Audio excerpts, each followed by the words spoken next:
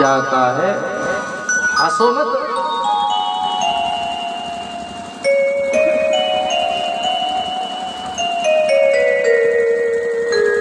हमेशा याद रखो, गाने के बोल को, शब्दों को चुनो।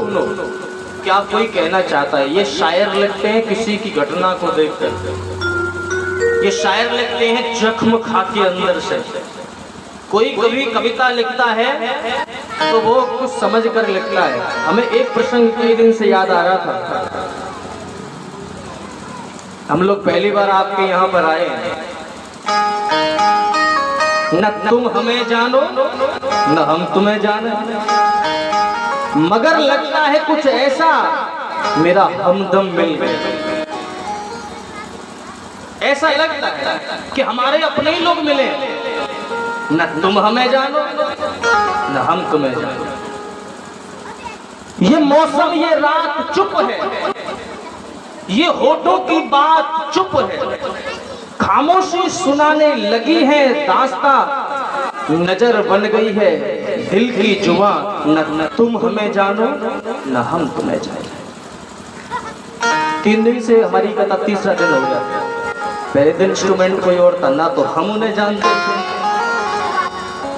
कल भी ऐसा ही हुआ, लेकिन आज कुछ जान गए। न तुम हमें जानो न हम तुम्हें जानो।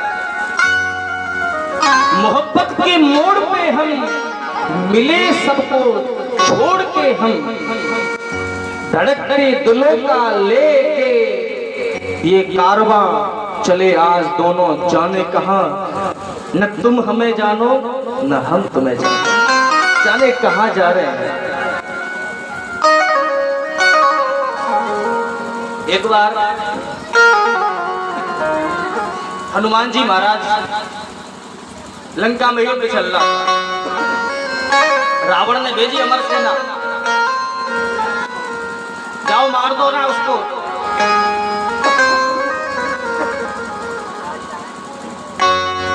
मुकुंद हनुमान जी को मार देना, ऐसा करके भेजा। फिर अमर सेना भेजी। कैसी भेजी? अमर सेना जो मरे ही नहीं। लक्ष्मण जी ने सोचा कि अमर सेना आ रही महाराज, तो हनुमान जी बोले अच्छा वो अमर सेना है तो हम तो अमर हैं। अजर अमर गुण निधि सुतु होई, हमें तो माता ने आशीर्वाद दिया है।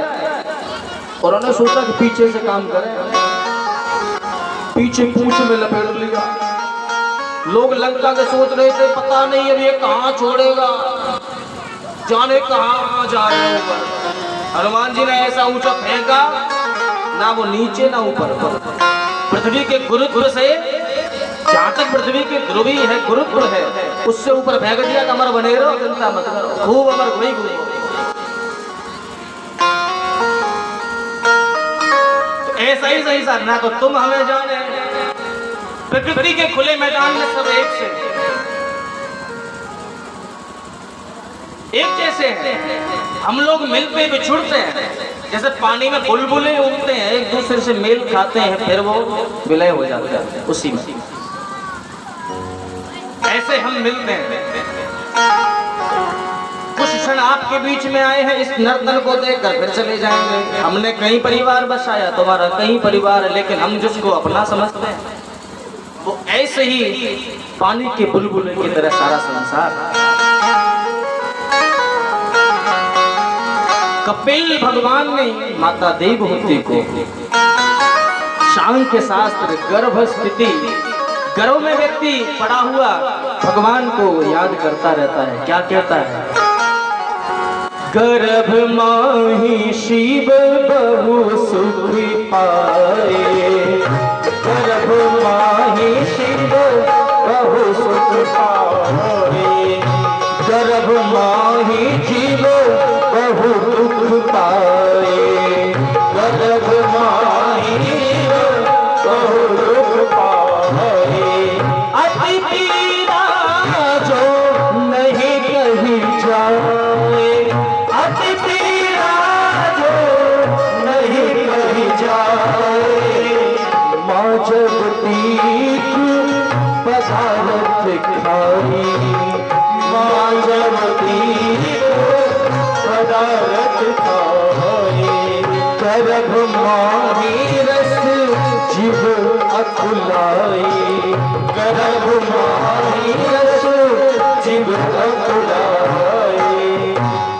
हे माता, मैं तुम्हारा सुत बन के आया हूँ। गर्भ में व्यक्ति बहुत दुख पाता है। गर्भ जैसा तो कहीं दुख ही नहीं है। विष्ठा में पड़ा होता है, मल मूत्र माँ का वही भरा होता है, उसी के पड़ोस में ये पड़ा होता है।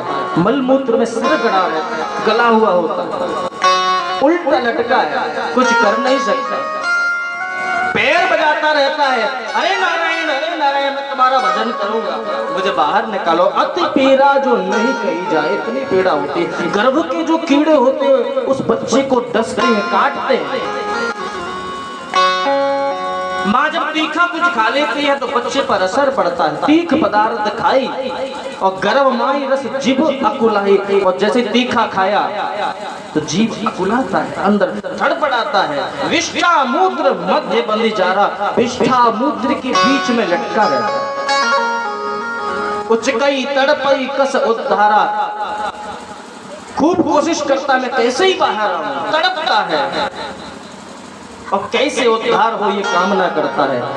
9 मास तक उल्टा लटका, लेकिन बाहर आते ही कौन नारायण, ये माया घेर लेती है, माया कुछ करने नहीं देती। सांख्य शास्त्र का बहुत भांति से मेरे प्रभु ने, कपिल देव ने वर्णन किया। अब कपिल भगवान वन को चले गए, वन में जाकर के तप किया, तप करने लगे। कर्दम ऋषि की अन्य कन्याओं का विवाह भी हुआ। जो 9 कन्याएं कर्दम ऋषि के गाई हैं, उनके विधिवत विवाह हुए। कर्दम कन्या व्याह अनूपा, ऋषि ने संगभा परम स्वरूपा। ऋषि ने विधिवत अच्छे ढंग से अच्छा वर चुन के उनकी शादी की थी। 9 कन्याओं में अनुसुईया आदि कन्या, श्रद्धा, तुष्टि, हविर्भू आदि ये कन्याएं वहां अभी मैंने आपको बताई थी कि 9 कन्याएं हुई। अनुसुईया किनकी घरवाली है? अच्छा पता होगा आपको, वशिष्ठ मुनि की। ऐसा ही है? नहीं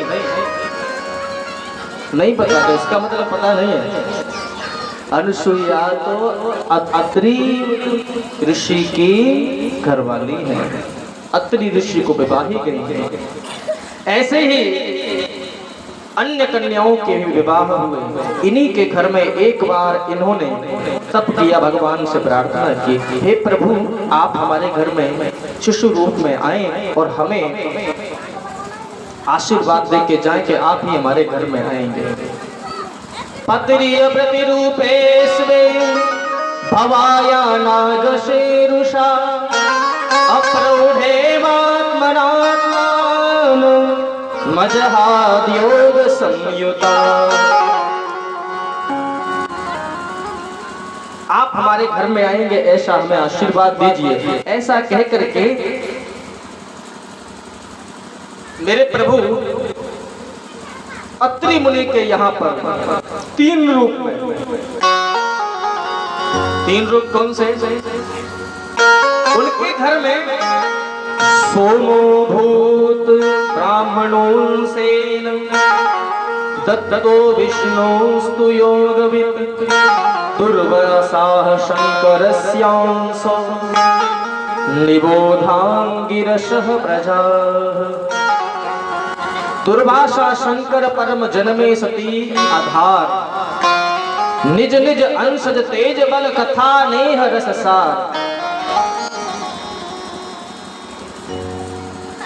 जैसा संकल्प किया था वैसे ही सुत के रूप में आए। दत्तात्रेय भगवान का, भगवान विष्णु के अंश से प्रकट हुए, ब्रह्मा के अंश से चंद्र प्रकट हुए, भगवान शंकर के अंश से दुर्वासा ऋषि प्रकट हुए।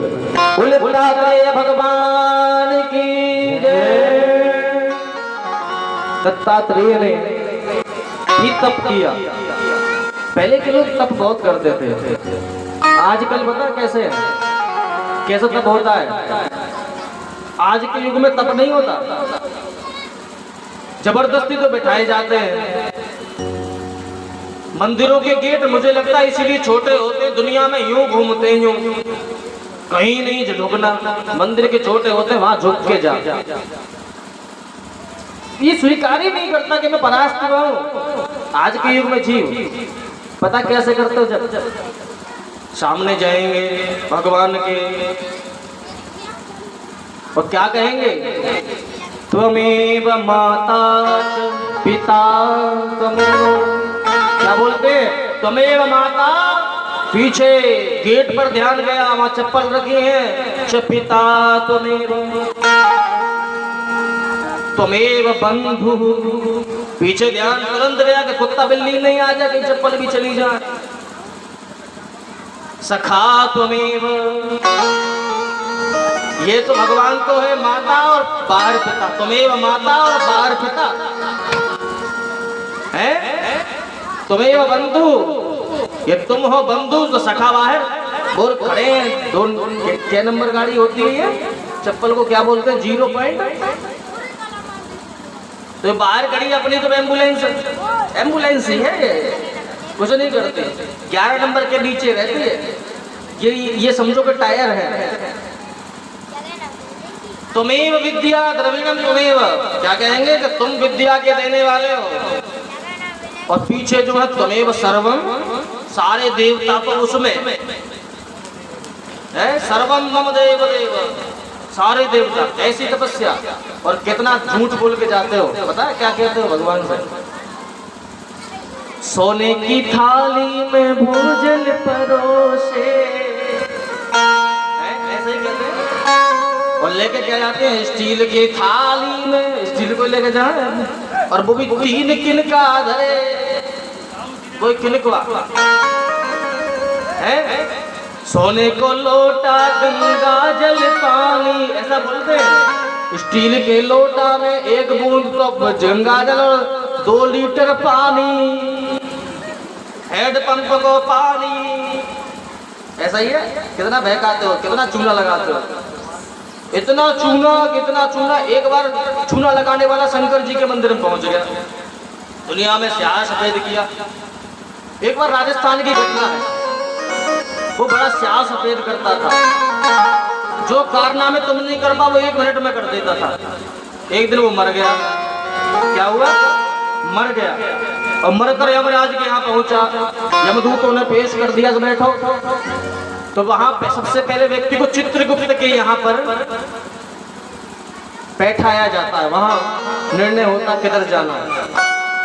चित्रगुप्त को ने बताया, जो गुप्त चित्रों को आपके, जो आप सोचते कोई नहीं दिख रहा, कर दो काम है, आप सोचते हो, लेकिन वहां कोई किसी की नजर लगी है, चित्रगुप्त के यहाँ पेश किया जाता है। चित्रगुप्त वहां थे नहीं, यमदूत उसको वहां बैठा करके बोले अभी बैठो, हम अभी महाराज को लेके आते हैं। चित्रगुप्त कहीं बाग बगीचे में घूम रहे थे, इसने सोचा कि बोले मैंने यहाँ तो जने कितनी कलम चुराई, कितने स्याह सफेद करे, कितने कारनामे, कितने गलत कामों को सही साबित किया है धरती पर, यहाँ कलम चला के देखता हूँ चलती है कि नहीं, काम आती है कि नहीं।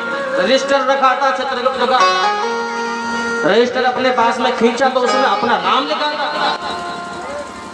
उसका नाम लिखा हुआ था, तो 18 वर्ष की आयु लिखी हुई थी, उसके बीच में 0 रख के बैठ गया, बोले देखते चल जाएगी तो चल जाएगी।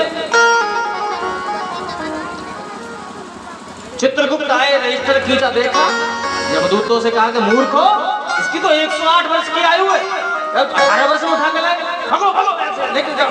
बोले महाराज 18 वर्ष की, तो बोले 108 है, भगा। यहाँ लोग उसको कांटी पे उल्टी खाट पर कस के पड़े थे, लोग रो रहे थे, किसी के चाचा गए, किसी के बाबा गए, किसी के पापा थे, वो किसी के फूफा भी थे, सब रो रहे थे बैठे बैठे, कोई फूफा को रो रहा है, कोई चाचा को रो रहा है, वो बैठे बैठे सब लोग रो रहे थे। इतनी देर में जैसे उसकी आत्मबिंदु लौट के आई, तुरंत वो उस घाट को ही लेके खड़ा हो गया, बोले अरे महाराज, मुर्दा आकर के, बोले अकड़ नहीं गया, आज मैं अकड़ ठंडी करके आया हूँ चित्रगुप्त की। सोच रहे हो, ये सोच रहे हो कि नहीं है, बोले यहाँ तो मैंने काली दाल को सफेद किया है, मैं यमराज पे लगा के आया हूँ आज चूना। ऐसे ही दुनिया में है, यमराज को छूना, भगवान को छूना,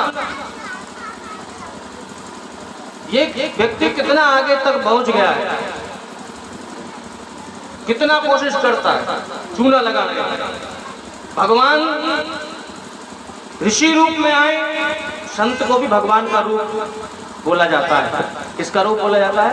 भगवान का रूप, भगवत स्वरूप बोला जाता है। परंतु वो तप करते हैं तो साधन इकट्ठे नहीं करते। हम लोग एक बार बैठ जाएं, आचमनी चाहिए, पात्र चाहिए, तांबे के लोटा चाहिए, और यजमान के यहाँ पहुंच जा पंडित जी तो सोन वो चांदी के तो बर्तन चाहिए है। ऐसा ही लिखवाते हैं ना, इतना लंबा फर्रा होगा, 5 मीटर कपड़ा लिखा होगा है, 8 चौकी लिखी होंगी, लिखी होती है ना, फिर उसमें जो है तमाम मेवा मिष्ठान लिखे होंगे। तो लोग सोचते हैं पता नहीं भगवान जी खा खा के भी मोटे नहीं हो रहे, कलयुग में भी मोटे नहीं होंगे, लोग ये सोचते हैं। अब मालूम पड़ी कि पंडित जी भोग लगा रहा है अंदर जाकर। ऐसे है आजकल। हमें तो साधन चाहिए साहब, हमको साधनों से जीना है। ऋषि वही है जो वायु पीकर जी जाते थे, हैं? वायु का आहार ले रहे, भोजन ही नहीं कर रहे, वायु है, जल में रह रहे, जल नहीं पी रहे। वाल्मीकि आदि ऋषि हैं, और वो ऋषि किसी का स्वागत करना नहीं भूलते। ये नहीं सोचते कि हम तो ऋषि हैं, हम किसी का स्वागत नहीं करेंगे। वो अपने स्थान को छोड़कर खड़े हो जाते थे, कोई राजा जाता उसका स्वागत करते थे, वही ऋषि तो होते थे। आजकल ऋषि नहीं है, घर में कोई किसी का स्वागत नहीं करता। किसी के द्वार पर ब्राह्मण पहुंचे साहब, कोई स्वागत नहीं, कोई किसी को गर्मा को नहीं जानता। घर की मुर्गी दाल बराबर। कितना भी तपस्वी हो जाए आपका पुत्र, आपके लिए वही छोटा। वो तुलसीदास जी ने एक वाक्य लिखा है, तुलसी बहाना जाए जन्मभूमि के ठाम। कहाँ ना जाइए? गुण अब गुण चीन्हे नहीं, लेत पुरानो न। तुम कितने गुणी हो कोई पता नहीं, हमें पता है ना कि हमारे साथ रहे हो। हमारे भाई कितने गुणी हैं, मेरे कुबेर कितने गुणी हैं, हम जानते हैं। गुण अब गुण, लेकिन गांव में हम छोटे नंगे पैर घूमे, हम यहाँ शूशू करते घूमते थे। तो बच्चों इनको यही दिखता है भाई, हम इनके पुत्र हैं, हम इनके दास हैं, हमारे ये बुजुर्ग हैं, इनको हम वही देखेंगे, वो पुराना ही नाम लेंगे। आपका वहां कोई भी नाम हो जाए, मलमूत्र त्याग करते घूमते थे, नंगे भाग रहे हैं, यही तो है। वो आपको पुराने ही नाम से लेंगे। तुम्हारा नाम कुंवरपाल हो तो कुंवरपाल ही बोलेंगे, ललतेश नाम होगा ललतेशा। एक बार मैं किसी गाड़ी में जा रहा था, एक व्यक्ति ने पूछा, हरिगढ़ की गाड़ी जा रही थी, कहाँ की? अलीगढ़ जा रही थी। एक व्यक्ति पूछा कि व्यास जी न किसी से बात कर रहे थे आपस में, बोले आप एक बात बताओ अलीगढ़ में कितने पला हैं? तो वो बोला 3। हम वही खड़े थे, बोले नहीं 3 नहीं है। 3 कौन कौन से बताओ पहले? बोले कस्तरी पला, तोची पला, एशी पला, ये 3 पला आसपास ही उसमें गाँव है। मैं भी ना, एक और है, वो है कुंवरपला। ये पुराने नाम है लोगों के भाई, गांव में लोग पुराने नाम से पुकारेंगे। किसकी कितनी गरिमा है उसके मित्र जानते होंगे, कौन कितने।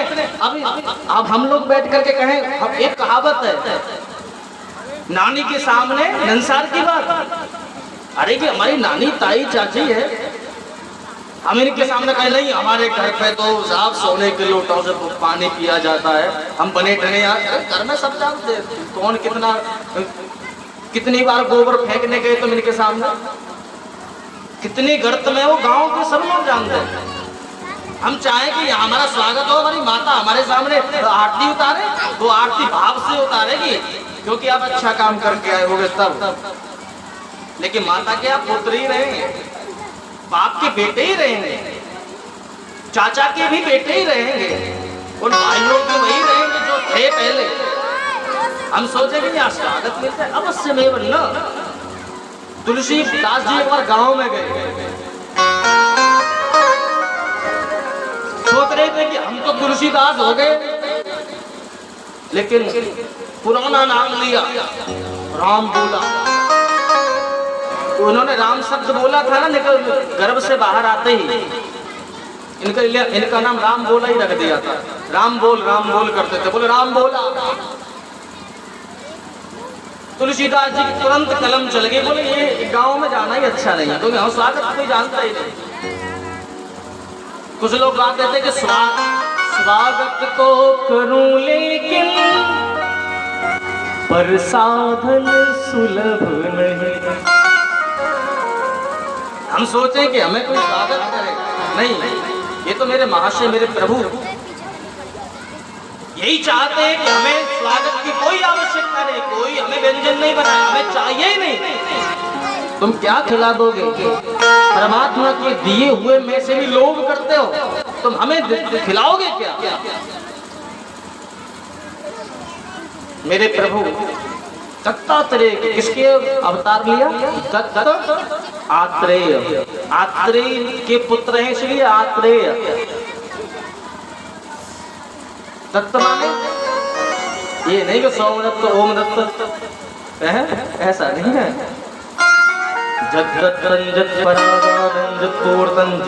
दक्षिणा, जहाँ चतुरता नष्ट हो जाए वही दत्त है। और दत्त का एक भाग और दत्त माने देता, देने वाले को दत्त। आत्रेय देने वाला ईश्वर है, हम तो भिखारी हैं। तुम क्या दोगे साहब हम लोगों को? आप क्या देने वाले? कोई किसी को क्या देता है बताओ? आप किसी की क्षमता रखते हो तो किसी को दे दो। आपके पास खुद नहीं है, आप खुद किसी की नौकरियां करते हैं, तुम दे सकते हो? दाता एक राम, भिखारी सारी दुनिया। देने वाला तो केवल एक है, वहां वो अपने आप देता है, उसे देखता